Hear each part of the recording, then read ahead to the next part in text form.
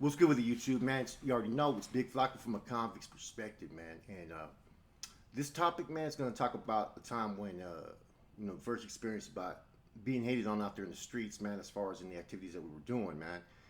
And someone reached out to me the other day, man, and they used to work with me and another homeboy out there around 2002 on the streets, man. And he's like, man, he goes, you're not telling everything, man. You're not telling how it really was. Because you're holding back a little bit, man. He goes, I get that you want to show a little bit of, love and respect for the homeboys that you were working with during that time era, man. He goes, but you guys were doing some big things at that time, and a lot of people were hating on how you guys were operating. And I thought about it as like, you know what, man? This is the first experience when I seen how everything was cutthroat within the jealousy, the envy, and whatnot out there in the streets, and how people start to have a little bit of hate based upon your success. Okay, so I'm gonna take you guys back. In 2001, around let me see. I say probably around summertime. You know what I mean? Maybe September. In the aftermath of Black Widow, the indictments and whatnot, right? They reaffirmed a couple of squads out there. Okay, they ended up putting me out there with fucking with the one that was communicating for us at the time was fucking Gato at the time. And I meet up, we go to a meeting, and they had the other squad was fucking like Charlie Campa, fucking Black Steve, another homeboy, Chino, all those cats over there, which I was tight with those dudes. You know what I'm saying? So I was kind of disappointed because me and one of those particular brothers, we were really close. And the other one that was communicating for them, Black Steve, was my boy as well. So they ended up putting me over here, and I was told that I was being given a crew to run and basically channel through Gato, who was doing all the communications at that time. And so I met up. There was about like 3 Vatos, right? A couple of them that just got out. One of them passed away, Jack Frost. And then there was another individual. I'm not going to go into his name because I got a lot of love for this homeboy, man. I'm just going to say D. That's all I'm going to say. So me and D instantly clicked. Now, D was related to a particular individual, you know what I'm saying, that was indicted in Operation Black Widow that's well respected. And been out there in the streets working with him when he was a kid, basically. And so he knew the get down.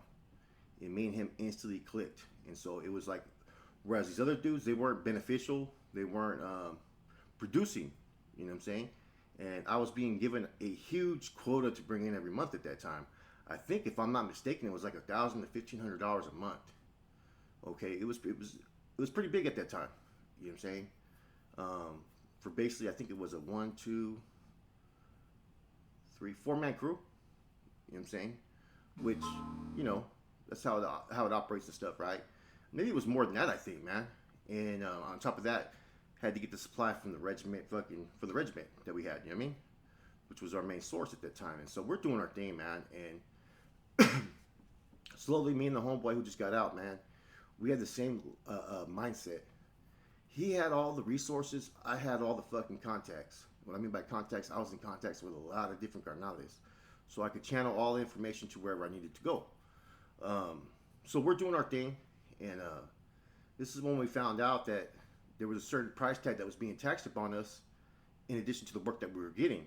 So like I'm picking up a whole bunch of work, supplying it to the manpower, and I'm not even trying to really earn any fucking income off this fucking money, right?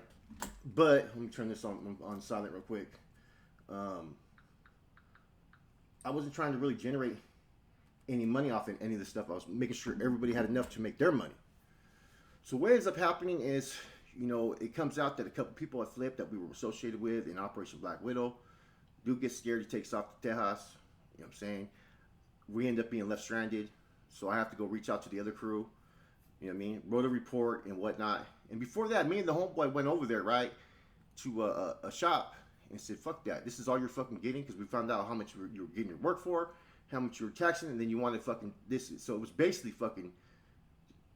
overtaxing, period. I don't mind you making a little bit of money, but you're not going to sit there and fucking tax me when I'm fucking over here trying to help the gente, and I'm bringing forth all this fucking money that's coming forth. I went out and collected all these debts before with the other brother from the other crew. You know what I'm saying? I did a lot of work. You're not going to get over on me like that. And I went in, fucking told this primo with the other homeboy, man, that's all the fuck you getting. You know what I mean? And about a week later, homeboy had dispersed. And so fast track, I get hemmed up and a violation for gang participation and whatnot. One of the other brothers from the other crew that was with Black Steve and Charlie was staying at my house at that time. You know what I'm saying? And the parole officer came by, left the fucking card on the door. He's on parole as well, believe it or not. So he calls me up and goes, fuck, your parole agent came over, bro. And I'm like, fuck, man, all right. And technically, we weren't even supposed to really be living together, the other homeboy. You know what I'm saying? And I get hemmed up for gang participation, right? Because I had all kinds of fucking stuff that was left to me by fucking one particular individual that had all fucking really hot material, right? Hot educational material. You know what I mean? Hot NF material. And they got me for participation in gang activity with Nuestra Familia based upon that paperwork. This is when some shit happened at my house. Somebody got stupid, and I ended up fucking. I grabbed a dish rack and I ended up hitting someone with a fucking dish rack at my house, and someone called the cops, and they came and searched the house. And fortunately for me, I had some KJ in the fucking freezer. They didn't find that, but I had a room that was meant for keeping everything that I had that someone was allegedly renting, so therefore they were not supposed to be able to search it, but they searched it anyways, man. And that's where they came up on stuff that they were, you know what I mean, looking for. So fast track, I do my little violation over there in Quinton. Lencho's there, Huicho's there, Caja Rodriguez is there, Lucky Mendoza's there, Dancing Bear's there, fucking Bubba from Salinas comes up, and that's how I got in contact with Salas at the time, because Bubba ended up shooting my number to Boxer, and I didn't know that this was to try to recruit me to work with him over there, because they were reestablishing things. And who else was there? Half Dick from Santa Rosa was there, fucking all kinds of good homeboys, man. And I'm there for 5 months. And I get out. This is when I had my daughter. Now, everybody was waiting for me. You know what I'm saying? As far as the homeboy D and stuff. Because we were working really hard. And so when I get out, the first night, I think it was the first night or whatnot, I was requested to go to a meeting that was at Club Platinum. And so we went over there and stuff, right? And you know, this when I see Gato, and then Gato tells me he's all good and down and everything, and whoa. And there was everybody that functioned out there in San Jose, or anybody that was a bro or anything was there. So, you know what I mean? I just stepped out, so everybody's wondering what's going to happen now. Which direction am I going to go? Because I was out there in the mix. And so we have a meeting the next day at Hillier Park. It was a barbecue for me getting out, but it was basically a camouflage for a fucking meeting for people to get to know each other that were part of the crew that fucking homeboy D had established. Now D established so many different fucking connects out there in the streets, man. He fucking had everything fucking like all the main players, they wanted to fuck with him, which was us. You know what I'm saying? Because I'm gonna get to the story, but as you see how we operated, you know, and so we had the meeting and whatnot, and me and my ex-wife at the time got an argument because I went to the club the night before and I didn't come home till like real early. But I wasn't out there fucking around. I'm telling homeboy like, bro, I gotta get home. My wife's gonna get mad. He goes, man, it's your fucking first night out. Fucking D's like, look, we're doing our thing, and whoa. So I get in contact. I go meet up with Gato and stuff, right? And I said, man, what's up, man? You know what I mean? You fucking dispersed last time. What's cracking, man? He goes, no, I'm in this to ride and shit. He goes, you know, he showed me all this fucking weed he had and all this shit, and I'm like, all right, whatever. So next thing I get a call from fucking Big Box. Boxer hits me up. He goes, nah, you're gonna come this way, bro. I go, man. I go, you get approval, I will. I go, but I got this person and this person with me, bro. You know what I mean? I go, I need to be able to have some type of crew, and then we have some crew members under us that work for us. That were not really they were functioning, but not on the books. You know what I'm saying? So I get a call a couple days later. He goes, man, it's been confirmed. You're on special assignment. You're gonna help us fucking move our product and shit. And then I said, what about the stuff we got going on out here? And we didn't really touch on it. He just said, just keep your nose clean, basically. He goes, do what you do. You know what I'm saying? Which was network. And basically, be careful. You know what I'm saying? You know, because we had been working so fucking hard at that time, and it's kind of hard for the resources we had to give up. So what ends up happening is we start doing our thing, and this is one fucking homeboy fucking basically fucking said fuck Cat, and fucking got over for hella fucking butt and hella money, and we invested that money into fucking the D game. So we were getting our product from Salas, right? The, we were only getting the product that they wanted us to push for them. We got rid of it. We didn't really. It wasn't at the price that we wanted. It wasn't the quality that we wanted, but we were picking it up from there, getting rid of it. And I'd go see fucking Box like once a week and drop off some money, or pick up the monthlies from fucking the homeboy in the East Bay, and I would just try to assist because I was living at the time in Pleasanton, but San Jose was where I was at. So I had everything isolated myself from where I lived. I didn't have any product where I lived, and I lived like it was still 20 minutes from fucking San Jose or Milpitas. So it worked for me. And I was able to keep a low profile because I did not know anybody at the time in that town. So we're doing our thing, and homeboy, we start to establish more and more resources, man. And the way we operated, man, was smart, man. And it started to get a lot of people pissed, okay? The homeboy D, you know what I'm saying, ran a really, really cool program, man. He would network with everybody, bro. Everybody. So we had all these fucking main dudes that were ballers out there. We went and collected debts for people, everything. And we had a squad at the time of different people that we made use of how they could be useful. And me and the homeboy would strategize sometimes, or homeboy would just take the initiative too, man, because he was a good leader. You know what I'm saying? And the thing was, I don't even think at the time I don't think he had any status either, but he was family connected. And so, we had one situation to where a colonel from the East Bay had an issue out there in Santa Clara over an agreed arrangement with some cat named Scrappy from Hayward. So he calls me up for assistance. I call up, next thing you know, fucking D pulls up. We got Young Buck, Angel Martinez. We got Tim Cortez, Roper. We got Kojak from the Hoods. We got Boo Boo from BRS. And about 2 or 3 other soldiers. I had some people come from Milpitas. We had fucking cars parked here, all around the perimeter of the fucking house. Me and the colonel went in the house and basically fucking, I remember he brought his little brother in, and his brother was spooked from there on out, man. Because I basically got in this dude's fucking ass and just fucking told him what was going to happen if he didn't fucking kick in. Because the agreement that he had, he tried to make excuses, and I just shut this dude down straight up. And because this Cardinal had yet to function on the streets, and I'd already been functioning for a minute, so I'm going to go in there and take the initiative. And be the fact that this is like 2002, my status in rank is basically acknowledged as being, I'm working for the NF, so I have that NF associate title at that time. You know what I'm saying? So therefore I can act in the capacity of an NF member on the streets. That's how things go if you're involved in mob activities. So we do that. And then from there, what ends up happening, man, is everybody wanted to fuck with us because D had the resources, right? I had all the connections to everyone. I had communications with everybody.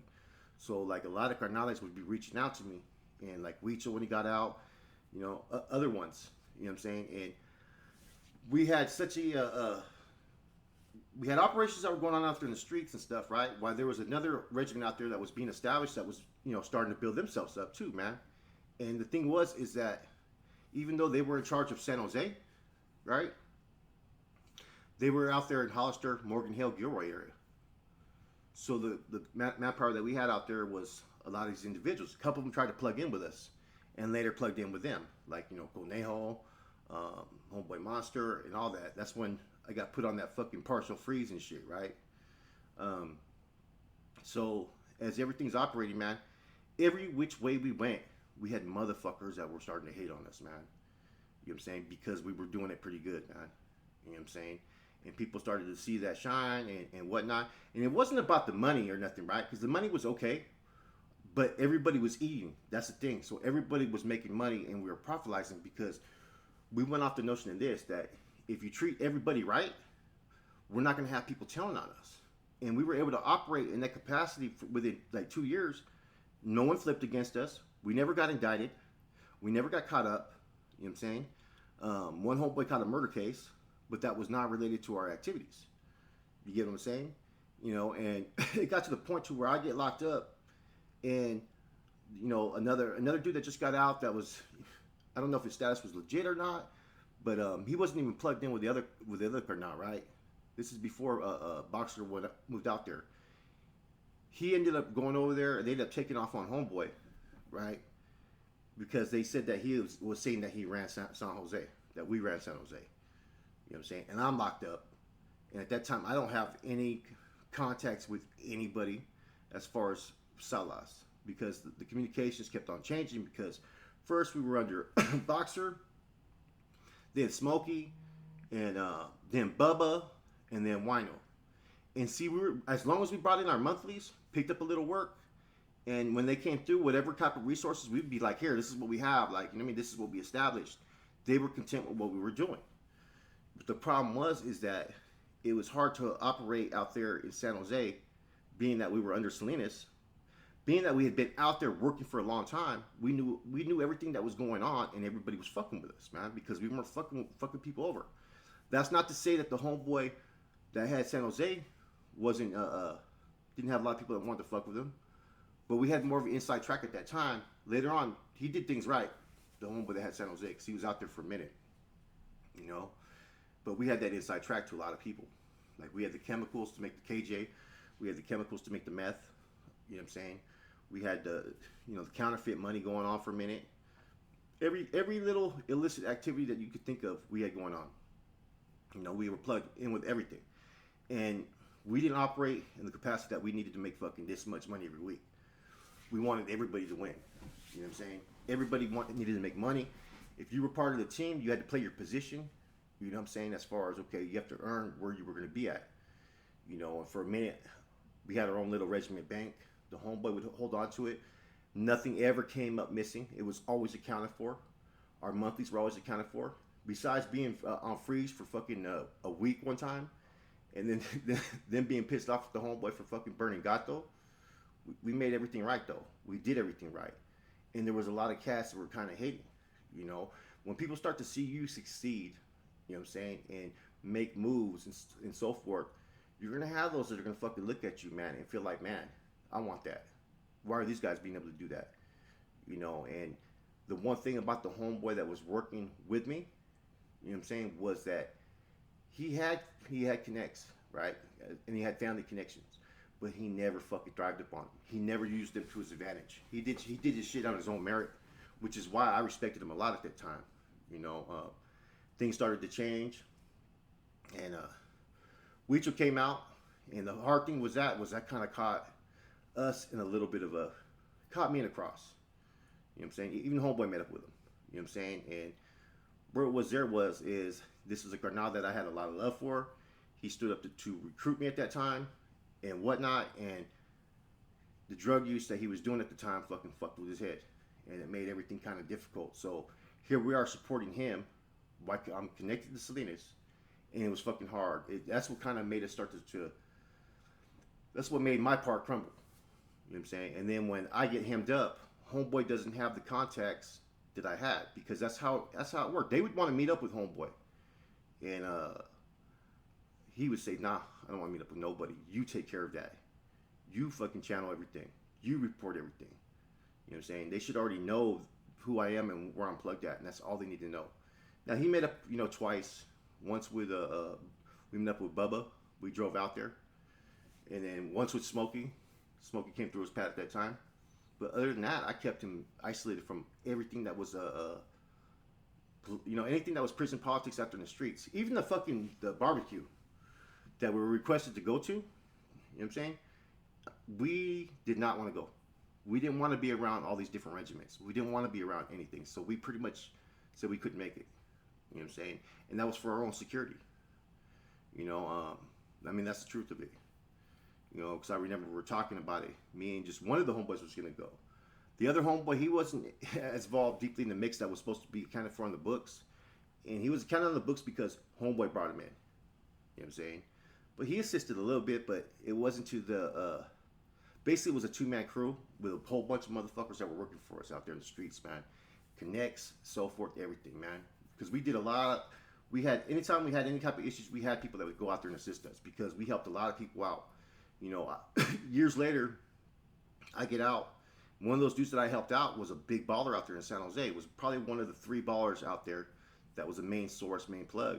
And because of me assisting on collecting a debt for him 5 years before, the work was supplied. Bam, I'm plugged in on my own. I don't have to worry about nothing. So this is how it happens out there, man. This is just during this time era. There's a whole lot of different time eras out there on the streets. Pre-Black Widow. This was borderline post-Black Widow. In the beginning stages, it was a fucking rough transition because my activities were fucking very secretive before all this. Very few people knew about me. There's maybe 3 people that were on the streets that were bros that knew me at that time, but they knew me personally, and I ended up becoming close to them. This during this time era, I was more on Front Street now. My name was more in the mix. It was more recognized, and so forth, because I was the main, go-between for our crew, which was just me and 2 other people, right, and a whole bunch of soldiers. You know what I'm saying? This is what back when Young Buck was just a Northerner, which is Sykes' brother. And I think that maybe he's the one that probably got Homeboy crossed up to where they fucking took off on him. They did a hands-on DP and shit. And I'm like, fuck, man, they had no authority to do that, man. And I was trying to get in contact with Sauce, but then I ended up losing contact at that time. And so, yeah, there was a lot of hate, man. And then there was a lot of misconceptions, too. Like, people were fucking, putting different titles on us. Like, you know what I mean? Like, some people said I was the regiment commander in San Jose at that time, which, no, I wasn't. I just had a fucking strong crew that me and Homeboy worked perfectly. You know what I'm saying? And the hate's real, though, man. There was so much shit that was put out there at times that wasn't true. You know what I'm saying? And it was basically motherfuckers that were salty. They didn't like the way... They didn't know what we were doing, but they just didn't like it. Because they seen that people were fucking gravitating towards it. And maybe we were a little bit more out there. You know what I mean? A little bit. We were getting followed and everything, man. All the time and shit, I got stories about that, You know what I'm saying? A homeboy pulling over, looking at them and telling them, hey, you want to restart? Shit like that was going on, man. It was just a crazy time, man. And a lot of people were getting hammed up. A lot of people were flipping. And this is during the time era, like I said, man, there's like about 4 particular long stints I was out there in the streets to where I was functioning. You know what I'm saying? And one was pre-Black Widow, and this was this one. This is before I went back to the prison. Because I just, I think around that time, this is when I got on the violation. This is before I was in there with Chuco and all them and stuff. And that's why when I got to the county jail, there was a carnale and there was a couple bros that spoke highly about me to Chuco. So that's why Chuco wanted to meet me when I came through. And that's when Chuco wanted to redirect me, wanted me to function with some individuals he mentioned to me, which was a dude named Adam, Apple, and then Weddle. And I said, nah, I'm already lined up where I need to be. But the hate was real, man. This was the first experience. Because the deeper you get in the mix, the more you try to establish yourself. And, Homeboy reminded me, he goes, you and Homeboy were doing it. He goes, but the thing about it, man, is that, Flax, you liked the attention back then, man. Everybody's, he goes, I could see it. You were striving hard, man, but you wanted to be recognized for the things that you did. You wanted, basically to be given credit that, you're doing what you're doing for the reg, which was true. You know what I'm saying? I was young. I was blind, and I felt important because I was important to a certain extent. Then I was upon it to the other extent. You know what I'm saying? To everybody else, I'm important. I'm recognized because I had all those, we had a strong crew. We were making money. I had contacts. Everybody wanted to fuck with me. And people hate on that. You know what I'm saying? And, I never realized, a little bit blind, I guess, that the more you succeed, the more hate you're going to get from people. And this is a prime example of motherfuckers just straight hating, man. I guess, there was on more than one occasion that I had to reach out to the homeboy from fucking, that was running San Jose at the time. And like, man, I didn't mean to fucking step on toes on this. I didn't know that you guys were doing this and stuff. And I could tell they were upset, man, but, they took the higher road on it. Because they could have really complained about us. Literally, they could have complained about me and the homeboy. Anyways, this is just a little story, man. Someone reminded me, they go, man, you got to talk about how you guys had established things and why there was a little bit of hate towards you guys at that time, man. And a lot of people would know about this, man. There's a lot of people's names I did not put out here in this, but there's people that do know about what we were doing at that time. You know what I'm saying? This was around shit. 2001 to 2003, you know, before I got hemmed up, you know. And we were always there to do whatever, support. No one was getting killed. No one was getting indicted. Nothing bad was happening. You know, it was a good time era. Except for people wanted to hate. Anyways, it's your boy Flacco, Convict's Perspective. I'm out.